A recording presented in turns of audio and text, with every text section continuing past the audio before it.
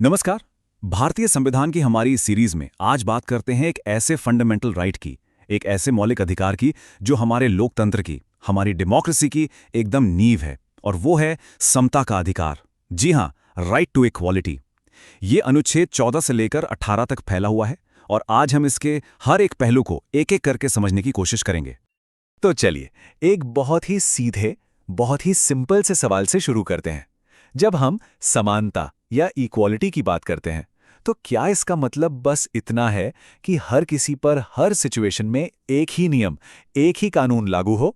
जैसा कि हम आगे देखेंगे, इसका जवाब उतना सीधा है नहीं जितना लगता है। तो आज हम अपनी पूरी चर्चा को इन 4 हिस्सों में बांटकर देखेंगे।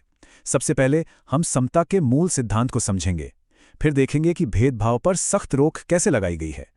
इसके बाद सरकारी नौकरियों में समान अवसर की बात होगी, और आखिर में हम ये जानेंगे कि संविधान सामाजिक बराबरी का रास्ता कैसे तैयार करता है। तो चलिए शुरुआत करते हैं पहले पड़ाव से, अनुच्छेद 14 यानी आर्टिकल 14। इसे समता के अधिकार का, कह सकते हैं, आधार स्तंभ माना जाता है। मतलब वो नींव जिस पर समानता की ये पूरी की पूरी इमारत खड़ी है। अब यहाँ एक बहुत दिलचस्प बात है। अनुच्छेद 14 में ना समानता के 2 अलग अलग आइडियाज शामिल हैं। पहला है विधि के समक्ष समता, यानी इक्वालिटी बिफोर लॉ। ये हमने ब्रिटिश संविधान से लिया है। ये एक तरह से नेगेटिव कॉन्सेप्ट है। इसका सीधा मतलब है कि कोई भी इंसान कानून से ऊपर नहीं है। और दूसरा है विधियों का समान संरक्षण, यानी इक्वल प्रोटेक्शन ऑफ लॉज। ये अमेरिकन संविधान से लिया गया है, और ये एक पॉजिटिव कॉन्सेप्ट है जो कहता है कि एक जैसी परिस्थितियों में लोगों के साथ एक जैसा ही व्यवहार होना चाहिए। लेकिन सवाल ये उठता है कि क्या ये नियम हर किसी पर बिना किसी भेदभाव के लागू होता है? जवाब है नहीं। हमारा संविधान खुद कुछ अपवाद, कुछ एक्सेप्शंस तय करता है। जैसे कि भारत के राष्ट्रपति और राज्यपाल, उन्हें अपने कार्यकाल के दौरान कुछ कानूनी कार्यवाहियों से छूट मिली हुई है। ठीक इसी तरह जो विदेशी राजनयिक होते हैं या यूएन की जो एजेंसियां हैं, उन्हें भी एक विशेष दर्जा दिया गया है। अच्छा, तो ये तो हुई सिद्धांत की बात। अब देखते हैं कि ये प्रैक्टिस में, असल में कैसे लागू होता है। अनुच्छेद 15 जो है वो समानता के इस आइडिया को एक कदम और आगे ले जाता है। ये सीधे सीधे भेदभाव पर रोक लगाता है और समाज को एक बहुत ही पावरफुल मैसेज देता है। देखिए, अनुच्छेद 15 बिल्कुल साफ शब्दों में कहता है कि राज्य यानी स्टेट किसी भी नागरिक के साथ सिर्फ, मैं फिर से दोहरा रहा हूं, सिर्फ धर्म, मूल वंश, जाति, लिंग या जन्म स्थान के आधार पर भेदभाव नहीं कर सकता। और हां, यहां ये सिर्फ या ओनली शब्द जो है वो बहुत ज्यादा महत्वपूर्ण है, क्योंकि इसका मतलब यह है कि किसी और आधार पर भेदभाव शायद हो सकता है, लेकिन इन 5 ग्राउंड्स पर तो बिल्कुल भी नहीं। अब यहाँ संविधान एक, कह सकते हैं, एक पैराडॉक्स जैसी बात करता है। एक तरफ तो वो भेदभाव को रोक रहा है, लेकिन दूसरी तरफ वो सकारात्मक कार्रवाई यानी अफर्मेटिव एक्शन का रास्ता भी खोलता है। मतलब अनुच्छेद 15 राज्य को ये इजाजत देता है कि वो महिलाओं और बच्चों के लिए कुछ स्पेशल प्रोविजंस बना सकें। और इतना ही नहीं, ये सामाजिक और शैक्षणिक रूप से पिछड़े वर्गों, एससीज और एसटीज के विकास के लिए भी विशेष कदम उठाने की पावर देता है। और ये इसका एक बहुत बड़ा और हालिया उदाहरण है कि हमारा संविधान कैसे समय के साथ इवॉल्व होता है, कैसे विकसित होता है। जो 103वां संविधान संशोधन हुआ, उसके जरिए आर्थिक रूप से कमजोर वर्गों, जिन्हें हम ईडब्ल्यूएस कहते हैं, उनके लिए शैक्षणिक संस्थानों में 10% आरक्षण का प्रावधान जोड़ा गया। और ये भी अफर्मेटिव एक्शन का ही एक रूप है। चलिए, अब आते हैं हमारे तीसरे हिस्से पर, और ये है नौकरी में समान अवसर। अनुच्छेद 16 ये पक्का करता है, ये इंश्योर करता है कि समानता का सिद्धांत सिर्फ समाज तक ही सीमित न रहे, बल्कि सरकारी नौकरियों में, पब्लिक एम्प्लॉयमेंट में भी लागू हो। इसका जो मूल सिद्धांत है वो बिल्कुल क्रिस्टल क्लियर है कि राज्य के अधीन किसी भी पद पर नियुक्ति के मामले में सभी नागरिकों को अवसर की समानता मिलेगी। मतलब किसी के भी साथ धर्म, वंश, जाति, लिंग, जन्मस्थान या फिर निवास, इन आधारों पर कोई भेदभाव नहीं किया जाएगा। लेकिन जैसा हमने अनुच्छेद 15 में देखा था, ठीक वैसे ही यहां भी कुछ एक्सेप्शंस हैं। जैसे संसद अगर चाहे तो किसी खास नौकरी के लिए निवास की शर्त लगा सकती है।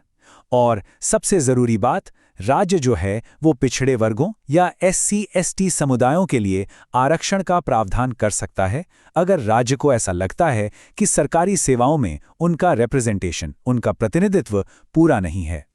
और अब हम पहुंचते हैं अपने आखिरी खंड पर, अनुच्छेद 17 और 18।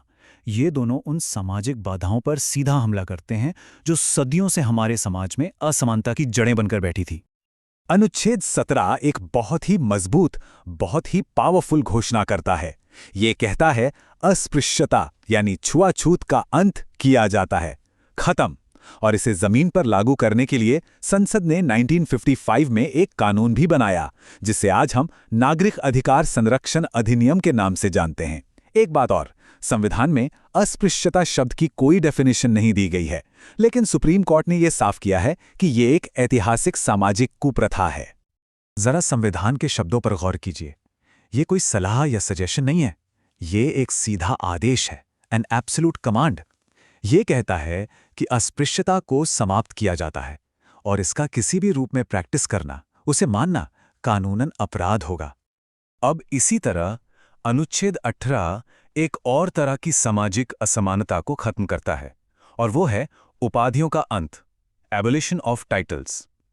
इसका मकसद बिल्कुल साफ था कि राज्य कोई खास उपाधियां देकर, जैसे राजा, महाराजा, राय बहादुर, एक एलीट क्लास, एक अभिजात्य वर्ग न बना दे, ठीक वैसा जैसा ब्रिटिश राज में हुआ करता था। तो इसका मतलब क्या हुआ?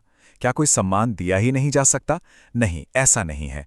देखिए, राज्य, सेना या शिक्षा से जुड़े सम्मान दे सकता है, जैसे डॉक्टर या कर्नल या जनरल, लेकिन वो राजा, महाराजा जैसी वंशानुगत उपाधियां नहीं दे सकता।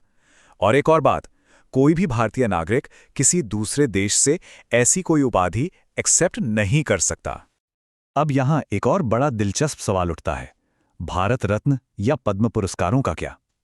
तो इस पर सुप्रीम कोर्ट ने फैसला दिया है कि ये जो राष्ट्रीय सम्मान है, ये उपाधि नहीं है, ये अवार्ड्स हैं, टाइटल्स नहीं।